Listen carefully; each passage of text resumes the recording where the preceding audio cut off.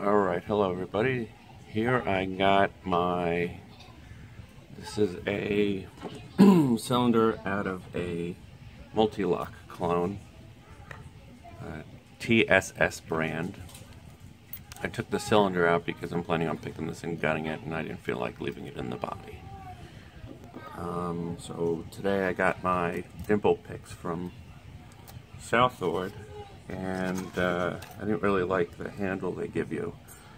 So what I did, I used my pin vise, and I just had to take some sandpaper and open up the collet a little bit so the pick could fit. I thought this was a good starting place for dimple locks because it's only 4 pin stacks. Let's see. I'm having problems focusing. There we go. So there's 1, 2, 3, and 4. This one isn't cut, it doesn't do anything. And the lock itself works perfectly fine.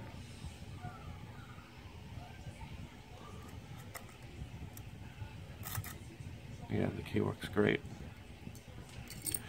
Okay, so I'm going to try to pick this on camera. I've picked it successfully a handful of times.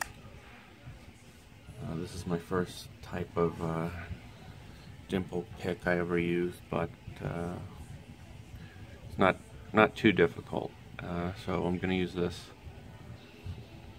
hook type flag and tension on the side, and I'm just going to go back and forth trying to see what I have to set.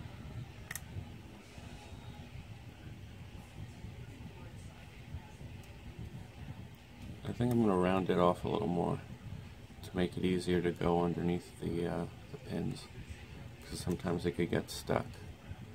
A lot of the different flags can get stuck in there, so I think I'm just going to round them off a little bit to make it a little easier. This one I didn't adjust at all.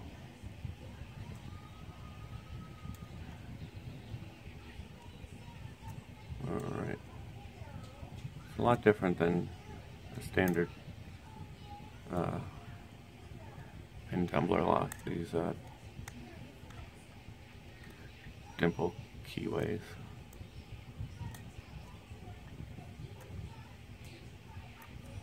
I'm pretty sure the drivers are shaped like some kind of spool or something in there. I can't remember. It's been a while since I opened up this lock.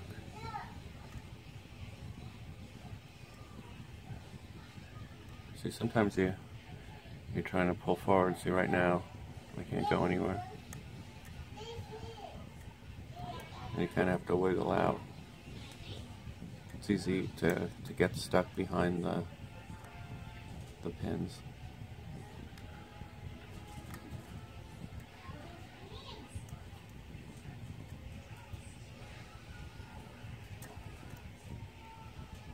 Alright. So I am feeling resistance on some of them, and I am trying to set them. I'm not sure if I'm oversetting them or what the deal is. I'm feeling a slight turn on the core sometimes, but I think some of the outer key pins they might have some serrations on them or something, and they're kind of tricking me. And so what I'm doing is I'm almost constantly releasing pressure when I go through, and I don't feel anything that's giving me resistance. Or maybe even the flag I'm using is just a little too large. I'm not sure. The set came with a whole lot of different pieces for left side or right side, and this is one of the larger ones. But I feel like with this Mul-T-Lock type keyway, it gets around the warding pretty well. And some of the flat flag type picks don't. But like I said, I just got this recently. Or, well, actually today I received it in the mail, so hopefully I'm able to learn a little bit from picking this guy, and then I can move on to some of my Mul-T-Locks, which I haven't even tried to pick.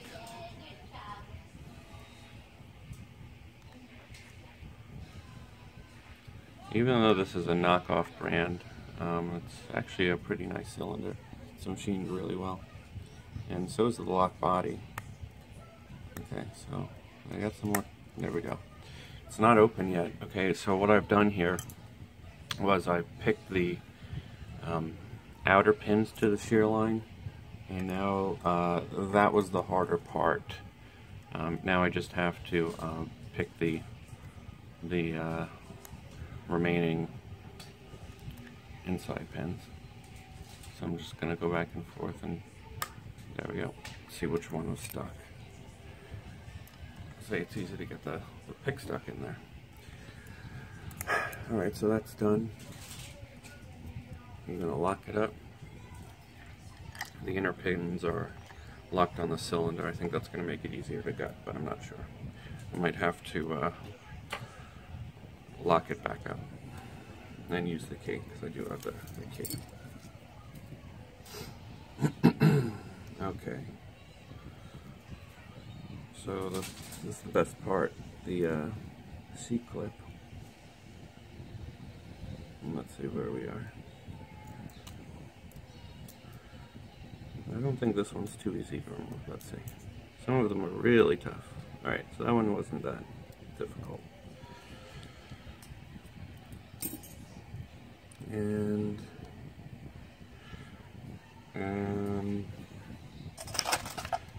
I think I might lock this back up.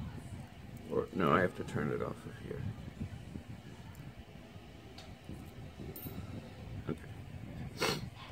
Okay. Alright, let's see what we got in here. Oh, what just oh, it was upside down. Shoot. Okay, so I lost an inside key pin. Hold on. I locked it back up. Alright, let's try that again. And this is from the... Yeah, okay, so this was from number 1. I want to try to keep these in order.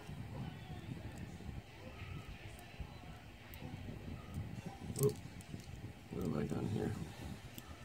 What have I done?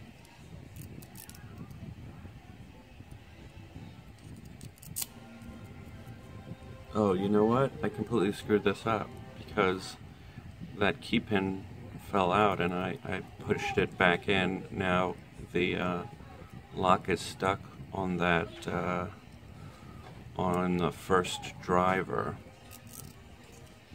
so it's not going to open. The drivers have a little notch on them, so now I'm going to have to figure out what the hell I'm going to do with this guy. I'm probably going to have to take this little piece off the top. Shoot. Let's see if that slides off.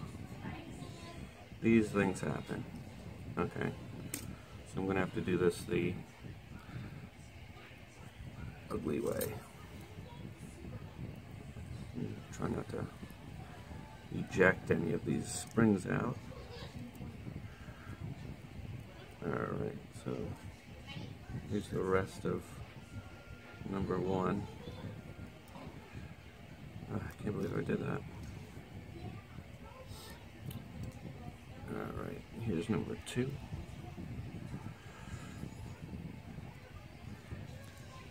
Yeah, I kind of made a mess of that. Oh yeah, there's all types of serrations on there. Okay, that's probably what made it kind of difficult. Alright, and here's chamber 3.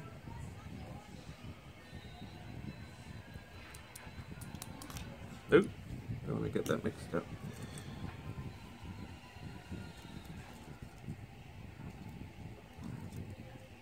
It's my brand new pinning tray.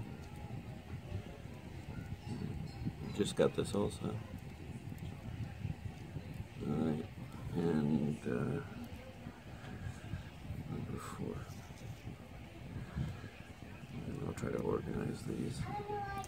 Doesn't really matter too much if I get them all mixed up, because, like I said, I do have the keys. Is that everything? Yep. Alright, now that's everything. Alright, so I'm just going to organize this a little better.